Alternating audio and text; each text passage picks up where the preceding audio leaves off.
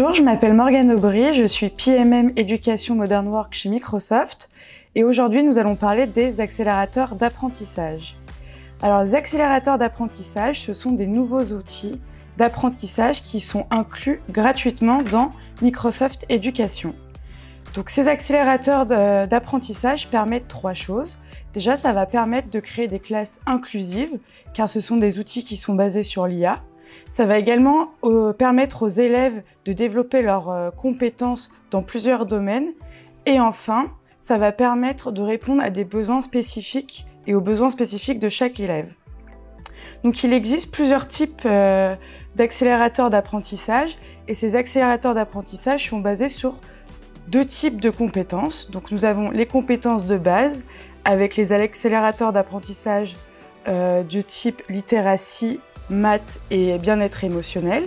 Et nous avons également des accélérateurs d'apprentissage qui sont basés sur les compétences dites du futur. Et là, ça sera les accélérateurs pour l'éloquence et la recherche. Donc chaque accélérateur d'apprentissage est composé de deux applications. Nous avons l'application Progrès qui va permettre aux enseignants d'examiner et d'analyser les pratiques des élèves. Et nous avons également l'application Assistant qui va permettre aux élèves d'avoir des pratiques individualisées. Alors maintenant, nous allons vous montrer comment utiliser l'outil Progression de la lecture et Assistant de la lecture. Donc ce sont deux accélérateurs d'apprentissage qui vont permettre à vos élèves d'améliorer leur littératie. Donc pour ce faire, vous devez aller sur l'onglet Devoirs. Et une fois que vous êtes sur l'onglet Devoirs, vous créez un nouveau devoir. Vous pouvez donc choisir la classe dans laquelle vous allez créer le devoir. Et ensuite, vous allez joindre un exercice de progression de la lecture. Vous choisissez d'importer votre document en Word ou en PDF. Une fois que votre texte est importé, vous pouvez choisir le nombre de tentatives de lecture qu'aura votre élève. Donc ça peut être illimité si c'est des exercices non notés, ou il peut y avoir par exemple 2 tentatives si ce sont des exercices notés.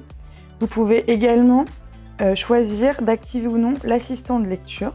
Donc l'assistant de lecture, c'est un outil qui va permettre à l'élève de répéter les mots que l'ordinateur aura perçus comme mal lus.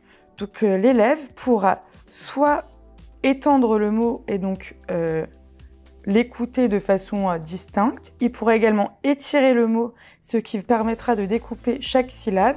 Et il pourra également voir une image liée à ce mot pour comprendre la signification du mot. Vous pouvez également choisir le type de voix et le style d'invite. Donc est-ce que c'est un style de voix qui soutient ou qui est un peu plus direct. Une fois que tous ces paramètres sont validés, l'élève va recevoir une invitation et un devoir dans son espace.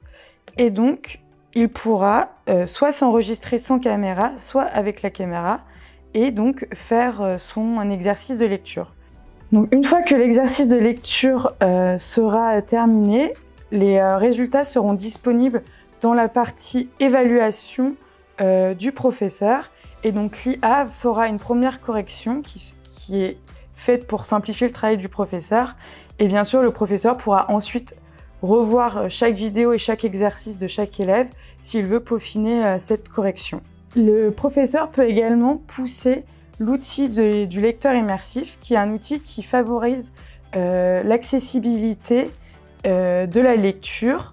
Pour ce faire, cet outil va permettre aux élèves de sélectionner la police, le caractère, la taille de la police, également le type de fond pour faciliter la lecture de chaque élève. Merci à tous d'avoir visionné cette vidéo et à bientôt pour une nouvelle vidéo.